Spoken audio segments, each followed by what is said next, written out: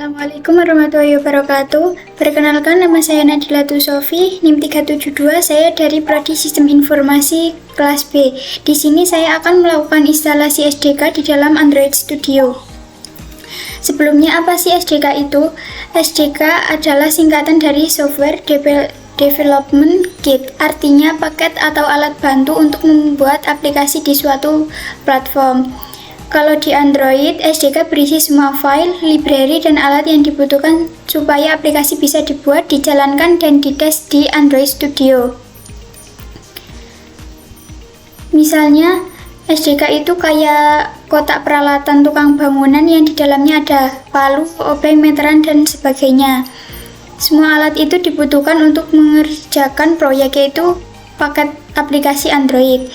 Nah, SDK atau SDK Manager itu kayak pengelolaan isi kotak alatnya. Dia yang mengatur apa saja versi Android, alat atau komponen yang mau kamu install dan update. Melalui SDK Manager kamu bisa mendownload versi Android tertentu, misalnya Android 11.0, API-nya 30, dan update alat-alat seperti emulator, platform, tools, dan build tools. Jadi SDK Manager itu tempat untuk mengatur dan mengelola semua isi SDK. Lalu yang selanjutnya SDK Platform. SDK Platform adalah bagian dari SDK yang cocok dengan versi Android tertentu. Misalnya SDK Platform Android 11.0, API-nya 30. Lalu SDK Platform Android 12, API-nya 31. Artinya, kalau kamu mau bikin aplikasi yang bisa dijalankan di Android 11.0, kamu harus punya SDK platform untuk Android 11.0. Gampangnya SDK platform itu kayak cetakan versi Android yang kamu pakai untuk membuat dan membangun aplikasi. Lalu SDK Tools berisi alat-alat utama untuk membangun dan mengetes aplikasi. Ada ADB, Android Debug Bridge, untuk menghubungkan HP dengan komputer waktu testing. Lalu emulator, yaitu buat menjalankan aplikasi di HP virtual. Lalu build tools, yaitu buat proses compile aplikasi jadi file atau APK. Jadi SDK tools itu kayak kumpulan alat kerja penting di dalam SDK supaya aplikasi bisa dibuat dan dijalankan. Langsung saja kita akan mulai instalasi SDK-nya. Yang pertama kita harus mempunyai Android Studio-nya dulu. Berhubung saya sudah mendownload, lalu kita buka saja Android Studio-nya.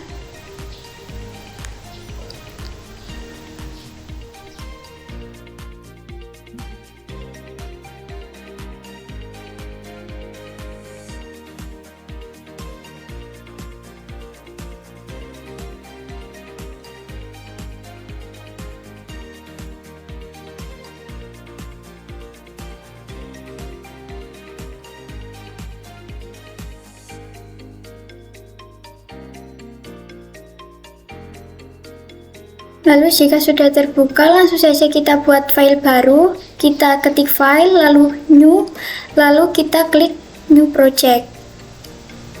Kita tunggu, dan di sini ada banyak template yang bisa kita gunakan. Lalu saya akan membuat template yang ini empty activity, yaitu template kosongan. Lalu kita klik next.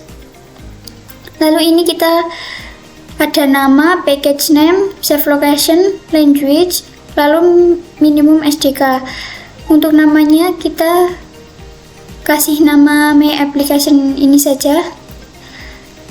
Lalu ini ada save location, yaitu dimana nanti aplikasinya disimpan di lokasi dimana. Misalnya di user Lenovo Android Studio Project My Application.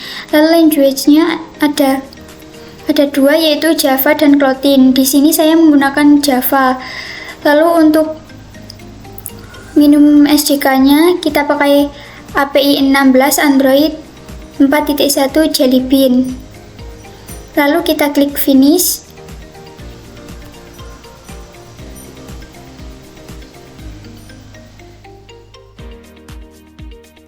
Kita tunggu.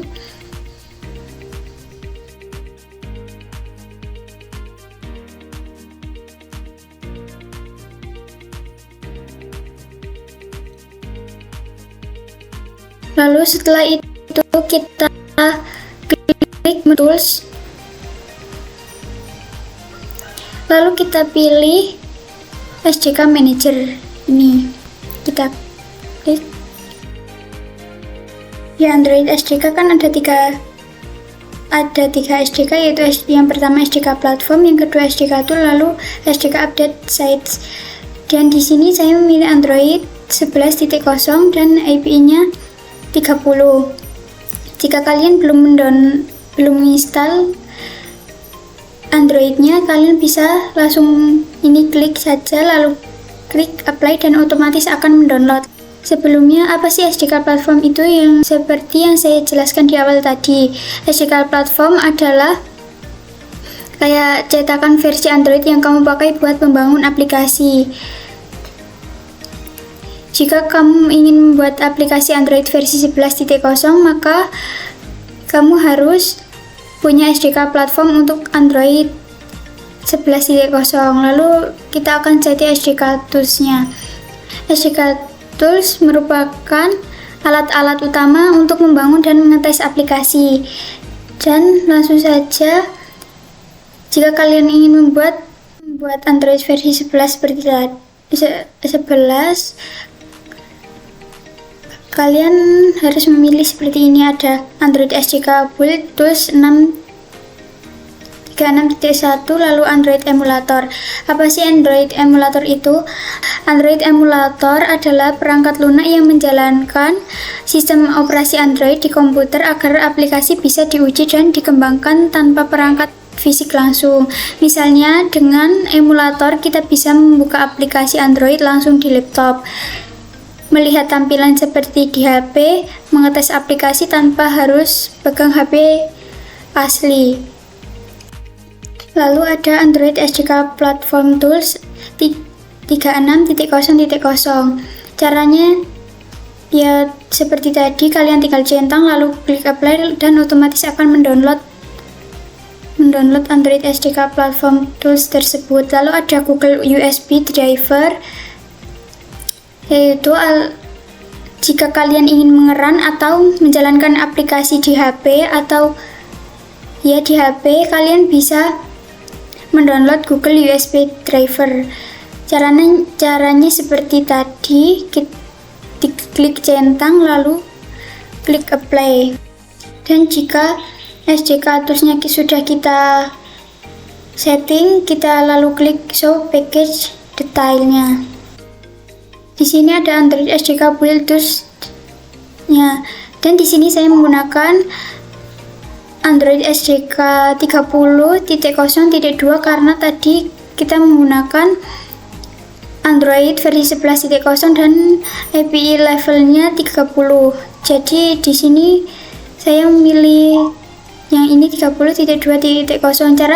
Cara menginstalnya seperti tadi, yaitu klik centang lalu klik apply dan otomatis akan mendownload ini Android SDK-nya. Lalu ini kan sudah selesai, selanjutnya kita akan melakukan mengcoding di Gradle build-nya. Lalu di sini kalian klik saja Gradle script-nya. Dari Gradle ini akan ada dua, ada Gradle build Gradle project dan build Gradle module. Dan yang mana yang akan kita konfigurasi yaitu yang nomor 2 ini, build Gradle module, dan ini bawaan plugin dari SDK yang kita install tadi. Dan tadi kan kita SDK-nya menggunakan 30.0.2. Lalu saya akan menjelaskan codingan SDK yang kita setting tadi. Nih. Sebelumnya apa sih build Gradle itu, Gradle adalah sistem build otomatis yang digunakan Android Studio untuk mengatur proses kompilasi, pengelolaan dependensi, library eksternal, dan konfigurasi aplikasi.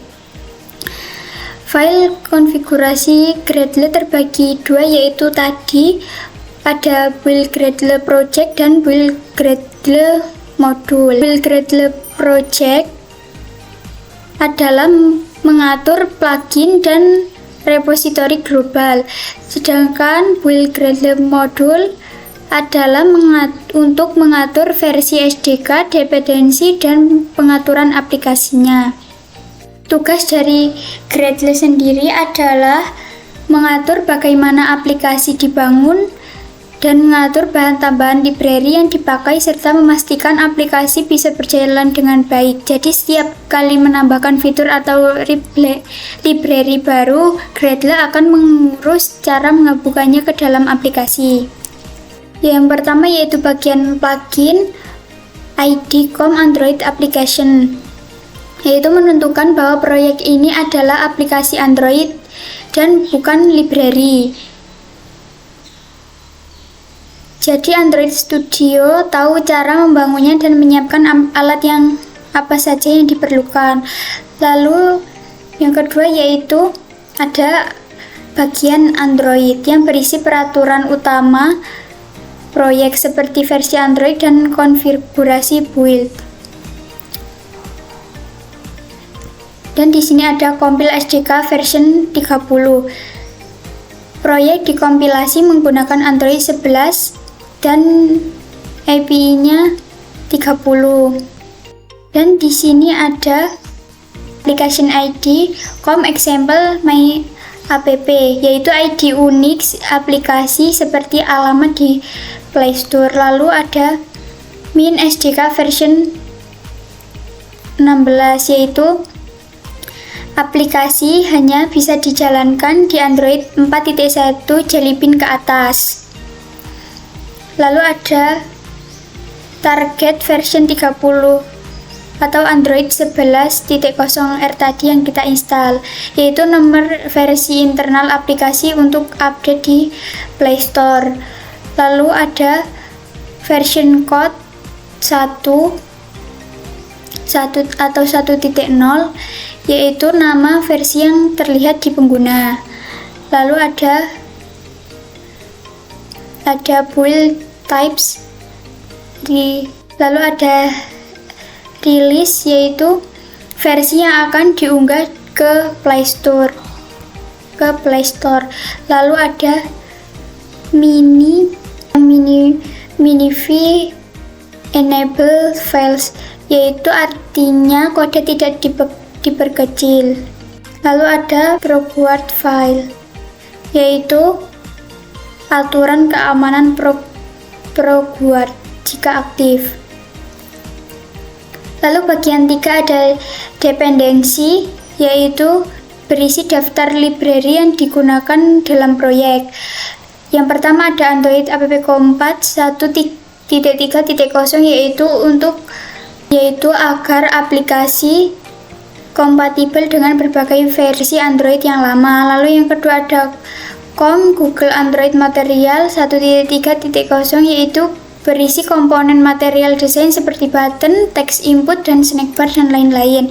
Lalu yang terakhir ada Implementation Android Contrite Layout 2.0.4, yaitu untuk layout berbasis Contrite UI yang fleksibel dan responsif, yaitu layout fleksibel untuk desain tampilan. Lalu langkah yang terakhir yang akan kita lakukan yaitu menyinkronkan SDK dengan build Gradle modul ini. Bagaimana caranya? Yaitu dengan kita mengklik ini yang ada gambar gajah ini, dengan cara klik yang ini, synchron project with Gradle files, atau kalian juga bisa dari sini klik file, lalu ini ada synchron project with Gradle file, lalu saja kita klik Kita tunggu dulu prosesnya.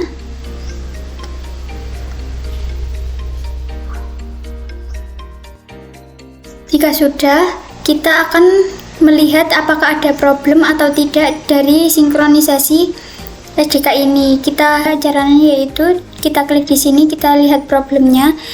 Jika tidak ada error atau problem, tampilannya akan seperti ini. Dan ini tinggal diisi codingan jika kalian ingin membuat aplikasinya. Sekian dari saya, mohon maaf bila ada salah kata dan kekurangan. Assalamualaikum warahmatullahi wabarakatuh.